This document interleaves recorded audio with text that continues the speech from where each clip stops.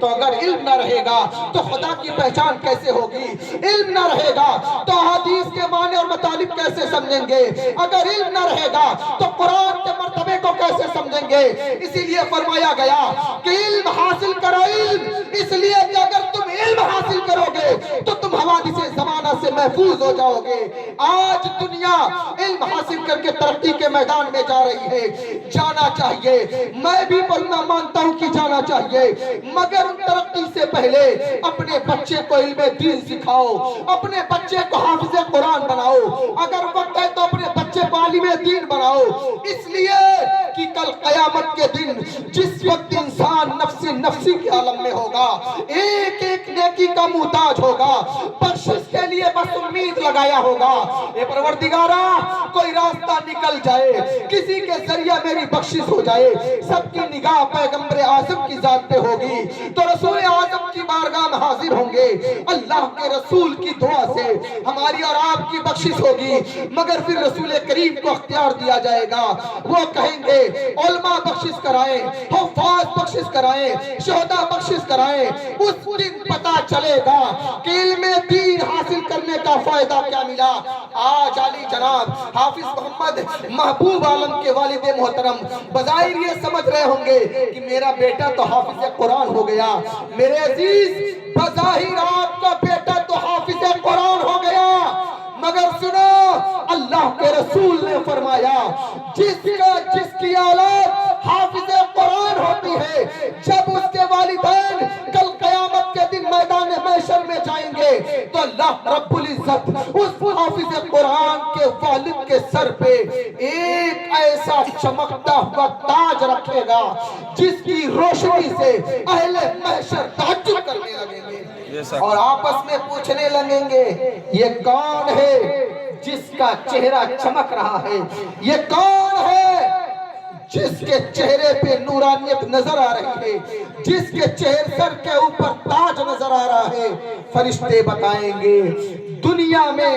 ان کے بیٹے حافظ قرآن تھے تو اللہ نے اسی کا یہ صلہ دیا ہے کہ آج ان کے سر پہ ایک چمکتا ہوا تاج رکھا گیا ہے۔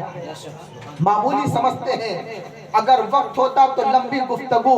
صرف حافظ قرآن پہ کرتا، شاید آپ نے کبھی نہ سنا ہوگا یا علماء سے سنا ہوگا،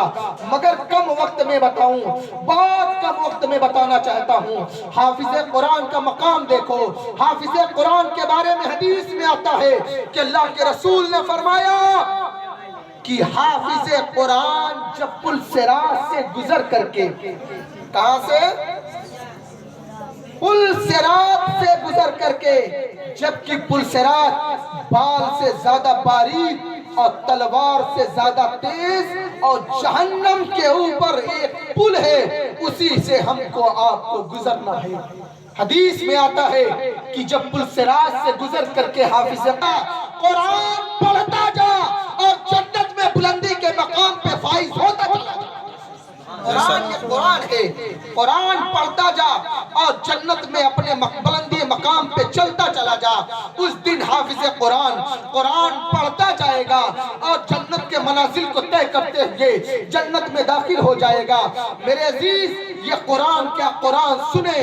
امت مسلمہ کو یہ قرآن جیسی مقدس کتاب ملی ہے، ہم آپ اس کو یہ سمجھتے ہیں کہ بس یہ قرآن ہے۔ قرآن کیا ہے؟ اللہ کے رسول صلی اللہ علیہ وسلم کے بارے میں القرآن کے اندر خود فرمایا گیا کہ اگر یہ قرآن اگر پہاڑ پہ نازل کر دیا جاتا تو پہاڑ اس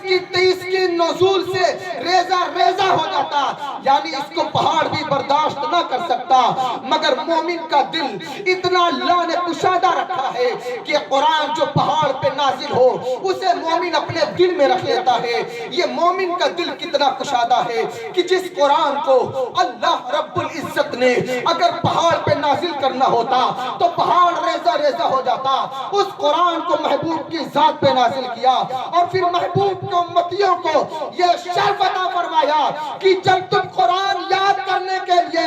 عزم مصمم کر لو گے تو سنو فَحَلْ مِن مُدَسِّرٍ، قرآن کہتا ہے قرآن پاک کا اعلان ہے کہ یہ قرآن تمہارے لیے آسان کر دیا گیا ہے، اب جو تم کر لے گا قرآن اس یاد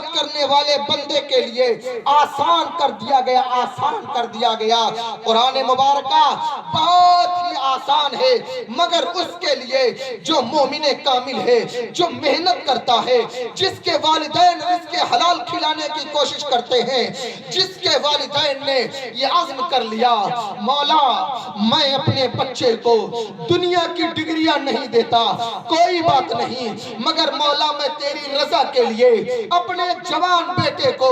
دین کی تعلیم اور قرآن مقدسہ کو یاد کرنے کے لیے وقت کر دیا ہے۔ رب تعالیٰ فرمائے گا میرے بندے دنیا میں لوگ گناہوں کی طرف جا رہے تھے، دنیا میں لوگ دولت کی طرف جا رہے تھے، دنیا میں لوگ بڑی بڑی ڈگریوں کے لیے حاصل کرنے کے لیے پڑھ رہے تھے، مگر تم میرا ایک ایسا بندہ تھا کہ تو نے اپنے بچے کو قرآن مقدسہ یاد کروایا۔ اللہ رب العزت اس کے باپ کو اس کی یہ نیکی کا صلہ عطا فرمائے گا کہ اس کے باپ کو بھی اور اس حافظ قرآن کے صدقے اس کے خاندان سے 7 لوگوں کو اللہ تعالیٰ جنت میں داخل کرے گا۔